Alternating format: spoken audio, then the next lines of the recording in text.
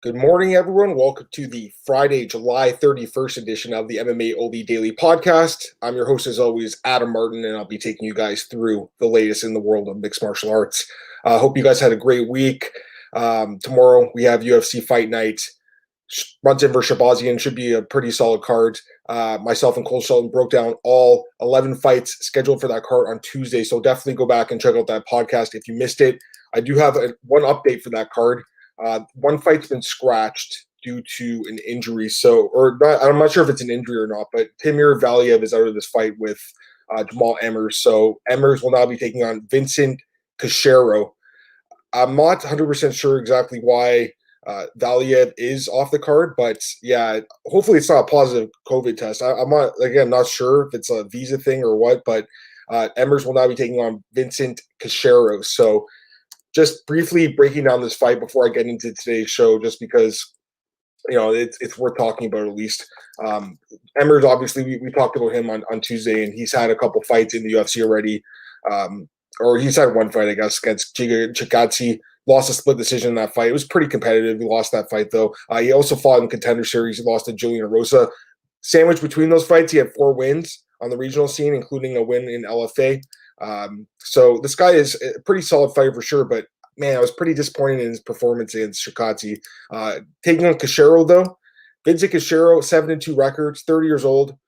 He is an LFA veteran as well. He's fought a couple of guys that are notable for sure. Nohelen Hernandez, who's in the UFC, beat him in 2018. He also fought Casey Kenny, who's a top prospect at 135. I got knocked out by him in 2019.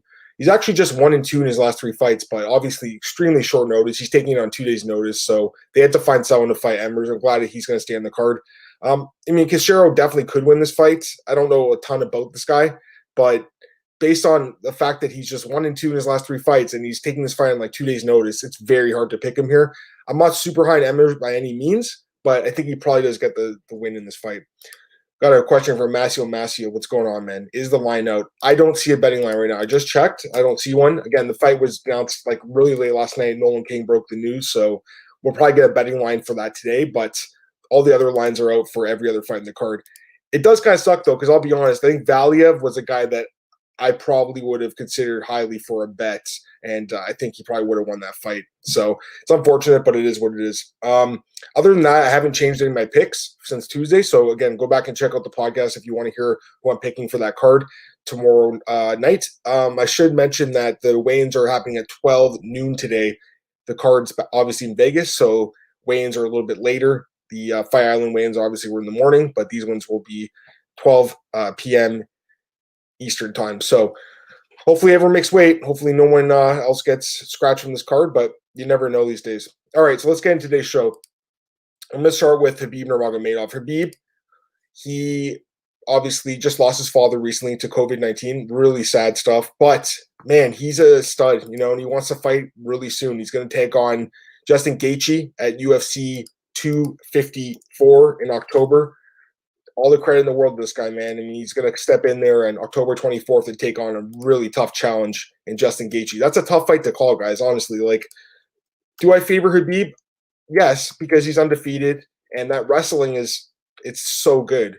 We all know how good Khabib is. He's an incredible fighter. He's one of the best ever. Right now, the betting line has him as a big favorite, minus 245, Justin Gaethje plus 205. But you got to wonder, man, without his father in his corner, how's that going to affect him? I know Khabib's one of the most mentally strong fighters out there. And again, the fact he's taking this fight in 2 months from now is just incredible. I thought he'd be out for 6 months to a year, grieving the loss. But he's coming back right in there, man. He probably wants to, show his dad in heaven that he's the best in the world. And the betting odds are suggesting he should win this fight. But I think Justin Gaethje stylistically is an interesting matchup with that wrestling background that we've never seen him use. And with that striking, this is going to be a really good fight, guys. So I'm really excited for this matchup. Again, Khabib's a favorite for a reason. He deserves to be favored. He's 28-0. He's never lost. But Justin Gaethje stylistically matches up really well, I think, against him. So it should be a really interesting fight. If Khabib beats Justin Gaethje, he said on Instagram the other day that his plan is to fight GSP in April. So he really wants this fight with GSP. It's a legacy fight. If he beats Justin, he's going to be 29-0. If he beats GSP, he'll be 30-0. I think he has spoke about this before. He wants to get to 30-0. That's his goal. he probably would retire if I had to guess, if he does get the 30-0. So he wants GSP in that legacy fight for his last potential fight. Now, of course, he has to get through Gaethje first. I don't know if that's going to happen. It's going to be hard to, know if he can fight GSP until that fight happens. We can't just assume he's going to beat Justin Gaethje. But it's worth talking about because I think if these two fight, it'd probably be one of the biggest fights ever. I mean, it'd be a really interesting fight, right? GSP, arguably the greatest wrestler of all time, arguably the greatest MMA fighter of all time. Khabib, the best wrestler of today. And some people will probably say he's the best wrestler ever. So it'd be an interesting fight. My question is, what weight class would it take place at? We've heard in the past, Firas Zahabi, I believe, said that it could be a catchweight fight somewhere in between 155 and 170. I have a hard time believing GSP at age 39, I think he'd be 40 before this fight would happen next April. I have a hard time believing, guys, that he could fight at 155 at this point of his career. I know that GSP is obviously in incredible shape. He's always in good shape. Maybe he could have made 155, early in his career. But I think at age 40, I can't see GSP doing that. So to me, it'd have to be a catchweight fight, or Khabib would maybe move up to 170 in just like a featured, traction fight. So really hard to say. I have no idea. But it'd be an interesting fight, guys. Do I think it's going to happen, GSP, Khabib? I don't know, but I would like to see it. I think a lot of us would, just because you have the two probably most dominant wrestlers of all time going against each other. And of course, there is a weight difference there, somewhat in GSP's favor, but I still think it'd be an interesting fight. So we'll see what happens. But again, Khabib's got to get by Justin Gaethje, and until he does, it's very hard to talk about these future fights, although I do definitely think it's worth mentioning because Khabib is a guy that has my respect, and I think everyone else's respect. If his plan is to fight Justin and then GSP, you got to at least listen to him. Masio. Jake Shields all over again, but not two fighters the same. This is definitely an interesting point, man. So Jake Shields, his father, Jack Shields, I think his name was, he died like a week or two before he fought Jake Ellenberger, if I'm not mistaken, back in 2011, and he got knocked out in brutal fashion. Jake Shields obviously is one of the greatest welterweights of all time as well. He's still, I think, somewhat active, definitely doing jiu-jitsu still. But, Jake Shields is a guy that he was really close to his father, and I think he took that fight way too soon after his dad died. Like, again, it was like a week or two, if I'm not mistaken. So he got knocked out in devastating fashion. And honestly, Jake was kind of never the same after that fight, in my opinion. So, hopefully it doesn't happen to Khabib here, but Khabib is a much more dominant fighter than Jake Shields. Like you said, Masio, no two fighters are the same.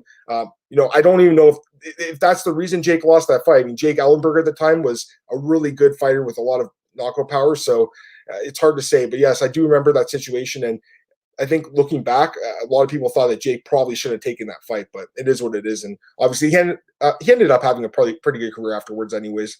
Although maybe his chin was never the same because he did get knocked out quite a bit at the end of his career, especially by Ray Cooper. Okay, just going through the rest of this news.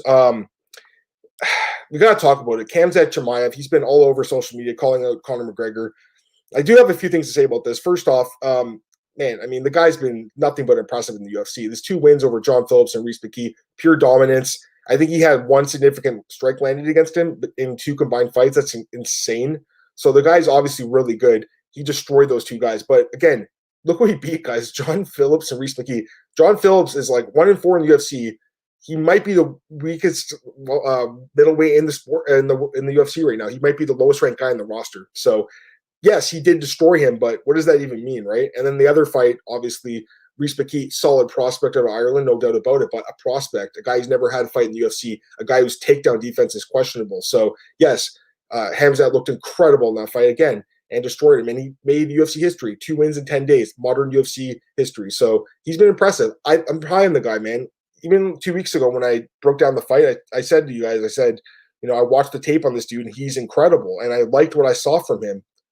But come on, I mean, this is stupid now, when he first called out guys like Nate Diaz and Mike Perry and Robbie Lawler, I was like, okay, you know what? Okay, Nate Diaz, maybe not just because he's such a big name, but Robbie Lawler, Mike Perry, those guys make sense. Robbie Lawler's a guy who's a former champ, yes, but he's at the end of his career kind of, and he's in the bottom half of the top 15. That's the kind of guy you should be calling out. Guys like Neil Magny, guys like this that are at the bottom of the top 15, Vicente Luque. Good fighters for sure, but guys that stylistically Khamzat can probably beat. Him going after Conor now, who's not even the same weight class as him, really. I mean, Conor has fought at welterweight, but he's a lightweight. So he's picking on a smaller guy. Listen, Conor is a guy that obviously everyone likes to call him out because if you fight Conor McGregor, you're in store for a huge payday. But this is kind of ridiculous. And honestly, I know it's Ali that's behind his tweets. Ali's his manager. I get that, and they're trying to get Khamzat's name out there, but to me, it's stupid, honestly, guys. Like, I don't like this. I'd rather see him just kind of work his way up the ladder. You can't just like jump into these massive super fights after beating John Phillips and Reese McKee. You don't get to skip the line like that. Like, you got to have some respect for the sport. You have to have some respect for the other fighters in this division. He's getting people to talk about it. I got Daniel Edwards here in the comments. What's up, Daniel? Khamzat is smart, associating himself with the biggest names. He knows he's not going to get Conor to get casual. Smart.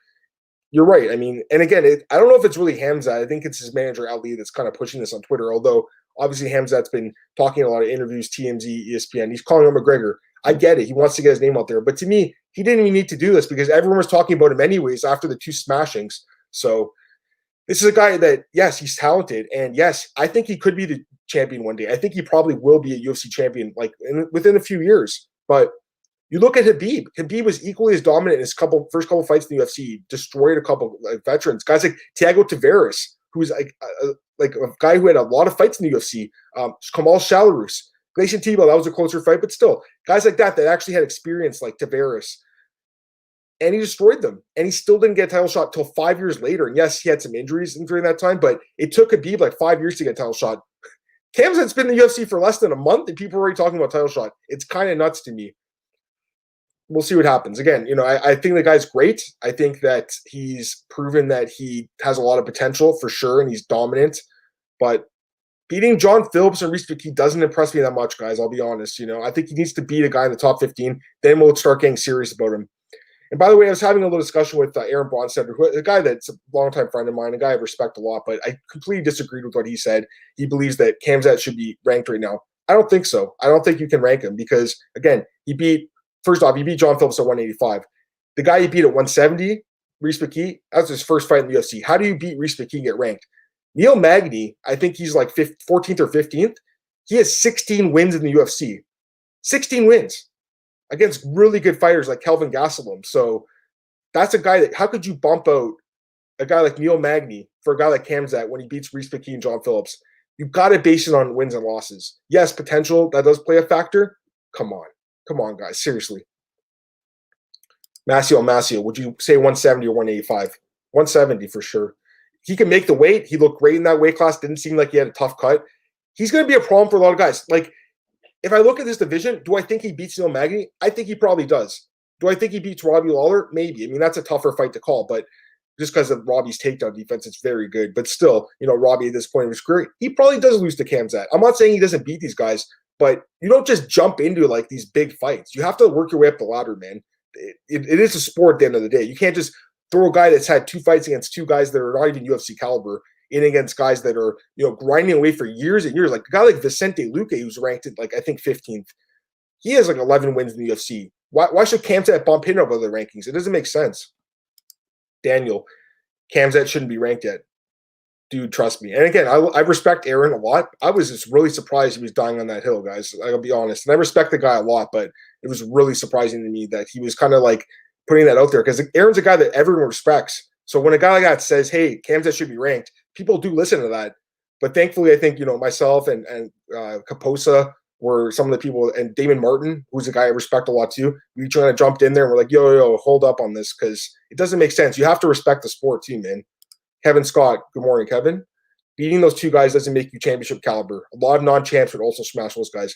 100%. Again, the way he did it was incredible. No doubt about it. And I do think he'll probably be a champ one day because based on what we've seen, he has the potential to do so. And he's super young too. He's in his 20s, right? So he's a guy that I definitely think, could get up there, but not yet. I think you got to work your way up the ladder. I don't think you just jump in there. Again, Khabib, arguably the best fighter of all time in some people's opinion. It took him like 5 years to get a title shot. And he was beating high-level guys like Edson Barboza.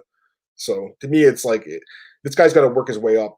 I can't blame him for calling out Conor and to get his name out there, but I don't think he need to do it because everyone was talking about him. And honestly, I feel it's kind of lame, guys. I'll be honest.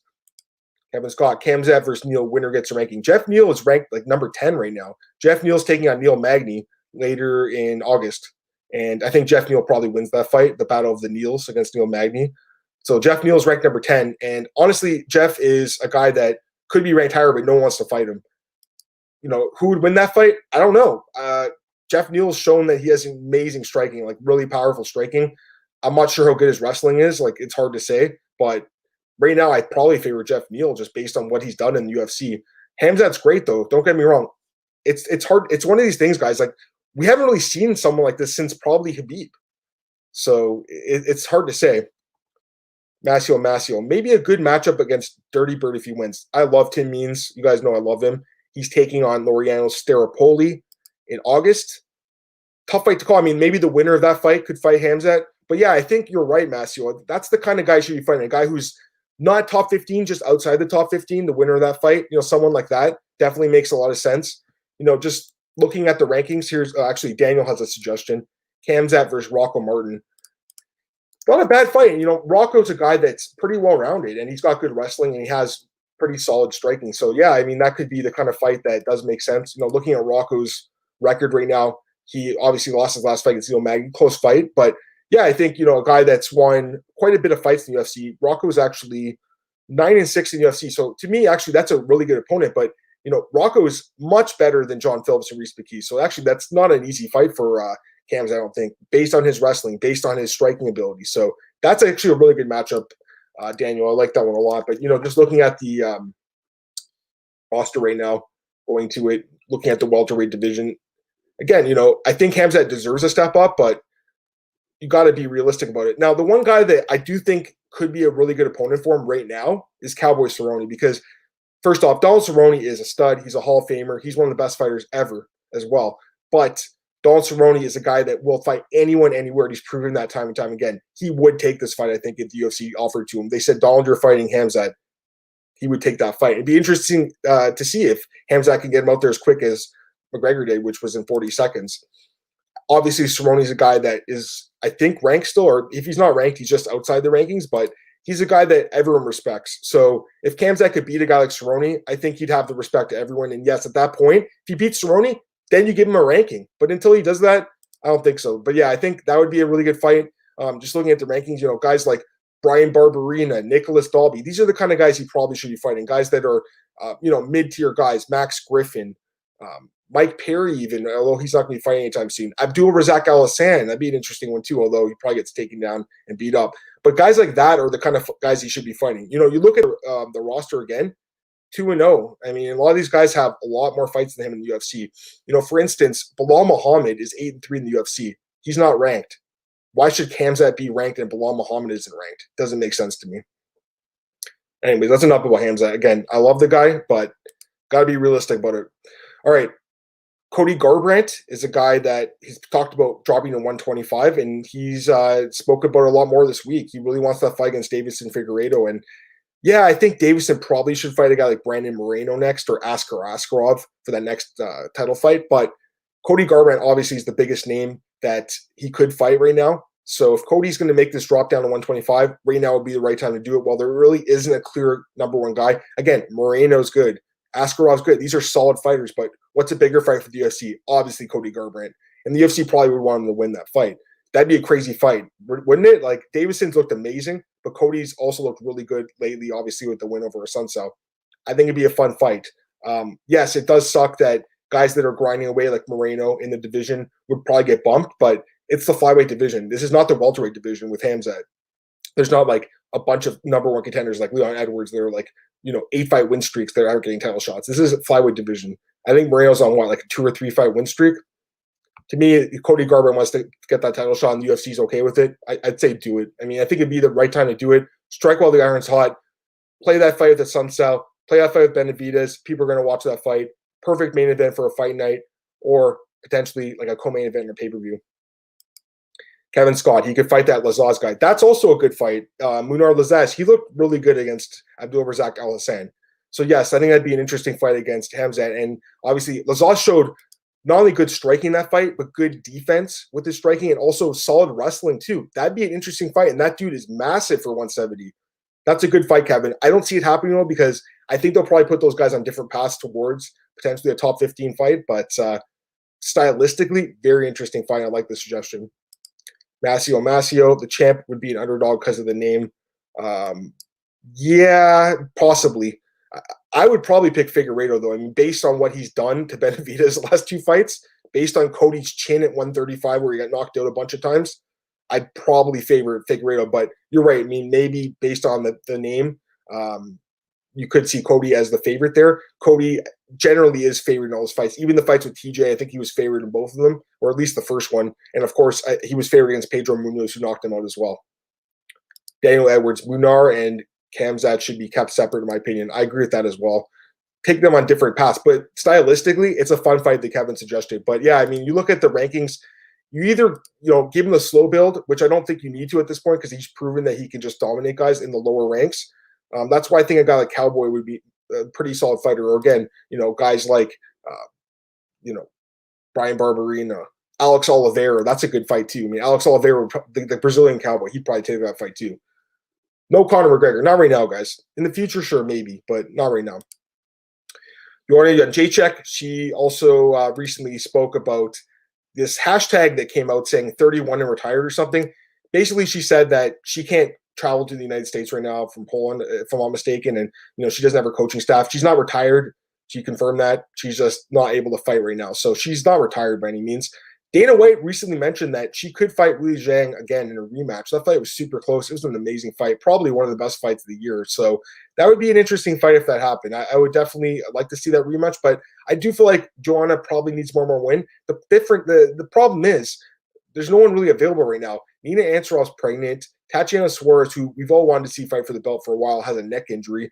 Carla Esparza did win her last fight, but it wasn't impressive, and no one would give her a chance against Zhang. And Rose, I think Dana said she's injured right now too. So there's really no one for Weili to fight except for Joanna potentially. So it's hard to say what's going on with that division. I hope they can get Weili in there soon. I'd like to see her fight Rose. That's the fight that makes sense. But Dana White said that there's probably some hiccups right now with booking that fight. So we'll see what happens. Daniel Edwards. I'd pick Cody to beat Figueiredo. I like that fight. Yeah, I like the fight too, Daniel. I think a lot of people would pick Cody to win that fight, especially based on his last performance, especially based on his experience at the highest level of the sport. But I've been really impressed with Figueiredo, guys. Another piece of news here that I found interesting, and I think a lot of people kind of laughed when they saw this. Paige VanZant is in talks with Bare Knuckle Fighting Championship, apparently. I was surprised when I saw it. It doesn't make sense to me, really. Like, if she wants to fight again, I think Bellator is definitely the right spot for her. Her husband's there. Scott Coker's already said that he really likes Paige. He wants to work with her. He wants her in Bellator. It just makes sense. Bellator right now, they do have a 125 division. She could fight Lima Lay McFarlane. That'd be a huge fight for Bellator. But they could also open up a 115 division, which they don't really officially have. And they could have Paige be the star of that 115 division. That's the kind of promotion that makes sense for Paige right now. One championship could. Misha Tate spoke about Paige in the past. She really likes her. Ryzen, they have some women's fights maybe there. I don't think she goes back to the UFC. I think the bridge has been burned there. But bare knuckle, I was shocked when I saw this. So Mike Russell, who's a very respected reporter here in Canada, he's obviously known for the Ali Abdelaziz stories about all the Noah thing and everything. He mentioned this, and Eric Kowal, who is a journalist, he also does work for Bare Knuckle. He confirmed in response. He said, "I work for Bare Knuckle. I just spoke to our president, and yes, we are in talks, but nothing's confirmed." They're in talks. I don't get it. I mean, this is such a bad idea, if you ask me, for Paige VanZant. She's someone that's, let's be honest, I don't know how much time she has left in the sport necessarily. She does have a future in modeling and stuff like that. She can be popular. She's obviously a really good-looking woman. Instagram modeling has definitely been something that's made her a lot of money. That's what she should stick to. Bare knuckle, they don't even wear gloves. The amount of cuts that happen. You look at guys that are fighting in bare knuckle. It's crazy, right? They get beat up. Look at that fight with Lobov and Jason Knight. Crazy. Who's to say if she fought someone, let's say Beck Rawlings, who she's fought before in MMA, just say she fought her. You don't think she gets some cuts in her face from that? Not to say you can't get an MMA, but bare knuckle, it's much more likely without the gloves on. So it's nuts. I don't get it. I thought it was a joke when I saw it, but it's not. So there's definitely something to this, guys. I still would be surprised if she signs with bare knuckle, but you know what? If they go and make her an offer and blow it the other competitors out of the water, maybe that's the reason she's going to do it. She's like, hey, I don't have much time left in combat sports. I'm going to get as much money as I can for now. I still feel like Bellator is the right move, though. But yes, I was surprised when I saw this. Daniel Edwards, he's confused too. And Masio, she's all over that. The never a good thing. Yeah, it's just really confusing. And Kevin Scott, I thought Paige VanZant said she can't make 115 anymore. I bet she's just floating bare knuckle driver price up potentially. But again, if you read the tweet from Eric Cole, he said David, I can't remember, it's David Feldman, I think his name is, BKFC president. He said that he had asked Eric what his opinion was on signing Paige VanZant. So there's something to this. And by the way, bare knuckle just announced a couple fights for an upcoming card. They're interesting fights. I mean, you guys are going to – I don't know if you guys saw this, but I'll bring them up. They have an event in September. I think it's September 19th, if I'm not mistaken. Thiago Alves will be taking on Phil Baroni, and Hector Lombard will be taking on Kendall Grove. So definitely a blast from the past when I saw this. You know, it's a couple guys that probably shouldn't be fighting anymore. I think Thiago Alves is a guy who probably could still be fighting in the UFC right now. He got cut after his last fight against Tim Means, but he's a solid fighter still. I was a little surprised the UFC let him go. I mean, he's been in the UFC for like 15 years. But obviously he said that bare knuckle paid him a lot of money. So they have some money. They have backers. So, you know, the fight against Phil Baroni, and Phil Baroni, obviously a former UFC fighter as well. But I think this is a terrible matchup, Phil Baroni. He's been knocked out a lot. This guy was a sub 500 record. You know, he's a guy that obviously was a big star in the early days of the sport, but I can't see Phil Baroni beating Thiago Alves. The other fight, Hector Lombard, Kendall Grove. I know Hector had a terrible run in the UFC, but Kendall Grove, are you kidding me? I mean, this guy, I can't see it going well for him. I think Hector probably knocked Kendall out in that fight. That's probably a bad match for Kendall Grove. Anyways, speaking about some matchups here, I got a couple matchups upcoming in UFC and Bellator, as well as one in the regional scene you guys are going to laugh at if you haven't seen yet. So let's start with UFC matchups. Let's go to talk about some big ones here. So this morning, it hasn't been officially announced, but Zabit Magomedsharipov confirmed that he's going to be fighting Yair Rodriguez August 29th. Obviously a huge fight at 145. The winner probably gets a title shot. You know, a lot of people have talked about Korean Zombie, and I get it. I've even spoke about him as well and said that he could be the next guy in line. But if you really look at the wins and losses, I mean, Yair Rodriguez, first off, he has a head-to-head win over Korean Zombie. That should matter. Not only that, but Yair has better wins in the UFC, arguably. And Zabit has some good wins, Calvin Kattar, obviously, but that's his only, like, really, really big win. The guy with the best wins is probably Yair. So Yair is kind of getting a little bit slept on here. You know, people are kind of forgetting that he knocked out Korean Zombie. This is a guy with wins over Stevens, Zombie, BJ Penn, Andre Feely, Dan Hooker. Those are huge wins now, especially looking back. So to me, you know, Zabit's a guy, or Yair's a guy. If he beats Zabit, he probably is going to jump in line. Also, Korean Zombie apparently is stuck in Korea right now. He's not even able to come to the United States to fight, according to Dana White. So yes, I'd like to see the fight with Volkanovski be a fun fight, but I think the winner of Zabit and Yair gets the next title shot. It's going to be a great fight. I would assume Zabit's going to be the favorite. You can't count Yair out, though, especially in a 5-round fight. We've seen Zabit slow down later in 3-round fights. 5-round fight could be a bad story for him, so we'll see what happens. Next up, Jessica Andrade is moving up to 125 to take on Jessica Eye. That will happen in October. I really like this matchup for Jessica Andrade. I'm really high on Jessica Andrade. Man, she's looked good in the UFC in 2 different weight classes, 135 and 115. She'll be fighting in a 3rd weight class here. Obviously, a former UFC strawweight champion. The fight with Rose was super close. She did lose the fight, but you know, back-to-back losses to Rose and Weili Zhang. She's probably like, you know what? There's no path to the title right now. But if she moves up to 125, beats Jessica, who's ranked in the top 5 in that division, automatically she becomes one of the top challengers. And who wouldn't want to watch Weili Zhang or Valentina Shevchenko against Jessica Andrade? That'd be a fun fight, right? So I think that definitely that could happen, and I'd like to see that fight. So she obviously has to beat Jessica Eye, but I think, you know, definitely she'll be favoring that fight. I saw people in the comments, someone actually messaged me and was like, I want to put literally all my life savings on Jessica Andrade in that fight. I would be shocked if she lost that one. Kevin Scott, will they make Zabit fight 3 rounds to cover his gas tank issues? Excuse me, guys. No, it's 5 rounds. Andrade will be impossible at making a Jessica fight fun to watch. Yeah, I think she wins that fight. The other fight that was announced in the UFC, Alexander Volkov will be taking on Walt Harris. That's a UFC 254.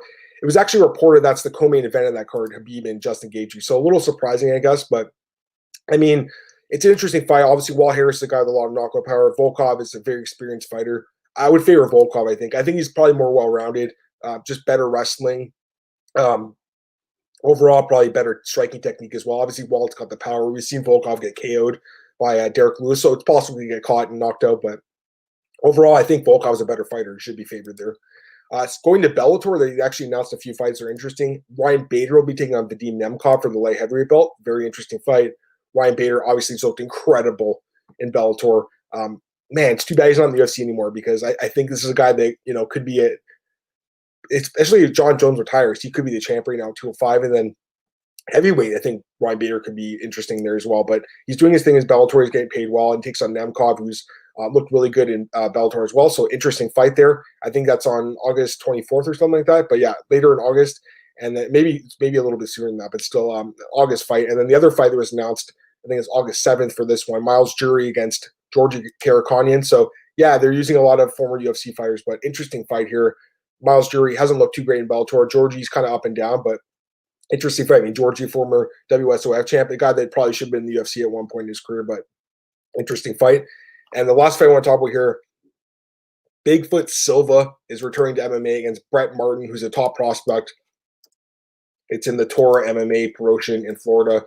Fight takes place in October. Oh, man. When I saw this, I was like, really? Come on, guys. So Bigfoot is 40 years old. Bigfoot has lost 5 straight fights in MMA, 4 of them by knockout.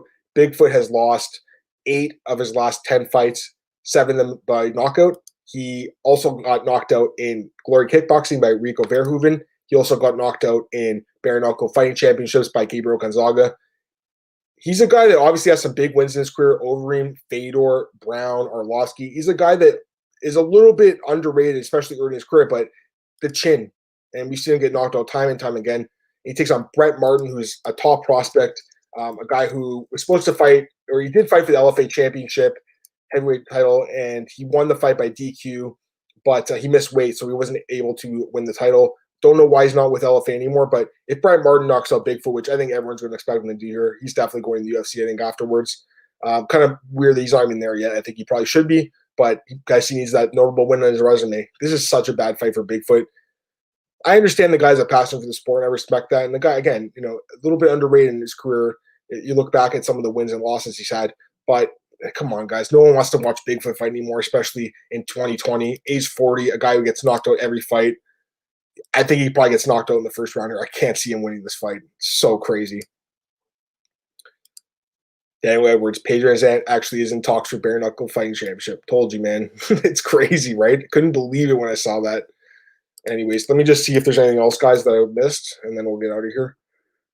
Again, waiting for the weigh-ins, hour and a half from now. You know, there are a few other fights got announced, but nothing like, you know, crazy. But some upcoming fights that maybe are worth mentioning. Darren Stewart versus Maki Pitolo. I saw that guy announced. Let's see here. What else? We got Jillian Robertson against Polyam Patel. I thought Robertson would get a better fight than that after she beat Courtney Casey. We got Yana Kunitskaya against Yulia Storyalenko. Ike Villanueva against George Gonzalez. Jorgen De Castro against Carlos Felipe. And what else? Erwin Rivera against Ali Alcassi. And thanks to Marcel for the fight announcements there. And that's it. So, I mean, we'll see what happens with those fights. Hopefully they'll end up, you know, staying together. But in this day and age, guys, honestly, until the guys step in the cage and the girls step in the cage, it's hard to say if these fights even go on. Daniel Edwards, gotta give me a warning when giving me news like that. Yeah. Andre, what's going on, man? Who's your pick for Sugar Sean versus Chito Vera? I'm really high on both guys, man. I really like Chito Vera.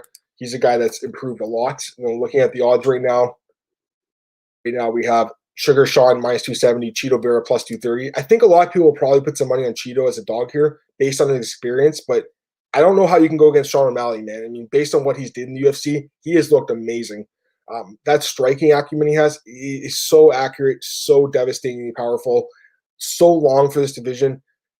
Chito, I think, could stand and bang with him. I think Chito's probably going to try to wrestle him a little bit. Look at the Sukuntal fight. Sukuntal did have some success. Sukuntal could have won that fight. It was 2 years ago. Sean's a lot better than he was then, but I do think Chito could win this fight. It's potentially an upset in the making, but I got to go with Sugar Sean, guys. You know, I'll break down that card in, I think, 2 weeks from now. So don't want to give it away too much, but, you know, just looking at it right now, I'm going to lean towards Sugar Sean. Masio, Derek Lewis after quarantine, maybe over 265. I mean, for sure. I mean, he's a guy that's talked about being like 290, I think, then cuts down to 265. I know for his last fight, I think he was in much better shape. But, yeah, Derek Lewis right now, He's fighting Alexei Oleinik August 8th, so next weekend. Derek Lewis minus 265, Oleinik plus 225. That fight could be an upset too. Oleinik has an amazing ground game, and we've seen Derek Lewis get taken down many times in his career. That fight goes to the ground, I'm pretty sure Oleinik can submit Derek Lewis. So interesting fight, but obviously he's got the KO power that could easily clip Oleinik and knock him out. Sab, what's up, man? Who should Darren Till fight next? Great question. I was disappointed by his performance, guys. Again, I think it was a winnable fight. I really do, especially first round, he won that round, and then after that, didn't do much. Frustrating to watch this guy work, man. Doesn't throw enough volume. Kind of relies on laying that big shot here and there to steal rounds. It's frustrating. Unless he knocks you out, he's a guy that if he goes to the scorecards, it's up and down if he can win that fight. So, I like Darren Till. Obviously, he's a big star for the UFC, but I was disappointed by that fight. Looking at the rankings, obviously, we got Izzy against Costa. Dana White spoke about potentially doing Whitaker against Cannonier, so those guys are out of the question. Hermanson's available. He's number 4. I think with the win over Gastelum, he probably will wait for someone who's coming off a win, like maybe the winner of Romero and Hall. There's also the winner of Brunson and Shabazian. Till, looking at the ranking, he's probably going to have to wait for someone else. Or Mario Akhmedov is fighting Chris Weidman soon as well. But, yeah, I think someone in the top 10. It's hard to say, though, honestly. I mean, Brunson, if he wins against Gastelum, maybe do that fight. Masio says, look, Till versus Leon. No, because Till is at 185 now. I don't think Till's ever going back to 170. I do not think he can make that weight anymore. That would have been a good fight a couple years ago when he was at 170, but I think Leon Edwards, by the way, he probably deserves a title shot, guys, but he's not getting it. Gilbert Burns is getting the next shot at 170, so Leon Edwards, maybe Colby Covington, maybe Stephen Thompson, one of those guys he could fight.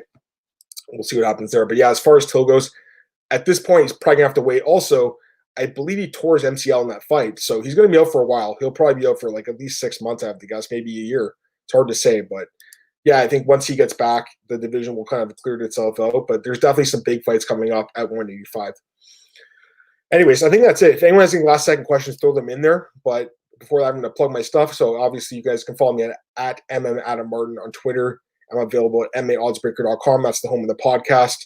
Go there, all the odds. There's a bunch of betting articles for tomorrow's card from me and from some other writers, so definitely check that out. BJPen.com, your home for all the news in MMA, and MMAratings.net, where I do my columns. Guys, just really appreciate you tuning in as always. Trying to grow the podcast, obviously. I appreciate everyone tuning in, listening, giving me questions. Love doing it, guys, but I want to grow it. So I know there's a lot of other podcasts out there, and I get that, but man, I'm trying my best to give you guys a great show, and I think that overall, I think it's a really good podcast, and I would love to get more listenership. So either way, appreciate everyone who tunes in every week and who joins me in the live chat and who watches on stream. Replay either on YouTube or potentially on Apple Podcasts or Google Podcasts or whatever as well. I really appreciate the support, guys. I do. I'll take one more question from Masio. Nobody takes Dodson down, but the machine will. That's an interesting fight. I think he's fighting Merab, right? So yeah, John Dodson gets Merab. John Dodson's very fast, good hips, great boxing. Obviously, he knocked out Nathaniel Wood. That was a big win for him, especially after good. And Nathaniel Wood, he looked really good in his last fight against John Castaneda. But, man, Merab is like Khabib Jr., guys. Like, his wrestling is elite. So, I think right now, Merab is the favorite. I think the odds are out for that. Yeah, we have Merab minus 200, John Dodson plus 170. That fight's in 2 weeks. It's going to be an interesting fight, but that's a big fight for Merab. Anyways, that's it for today's show, guys. Appreciate all the questions, and I'll be back Tuesday at 10 a.m. to preview UFC Fight Night Oleinik versus Lewis and recap UFC Fight Night Shabazian versus Brunson. If you guys are betting on the card this weekend, good luck with all your bets. Again, go back to Tuesday, listen to that podcast. Myself and Cole Sheldon broke down all 11 fights on the card, so definitely check that out. Have a great weekend, everyone, and I'll see you Tuesday. Bye.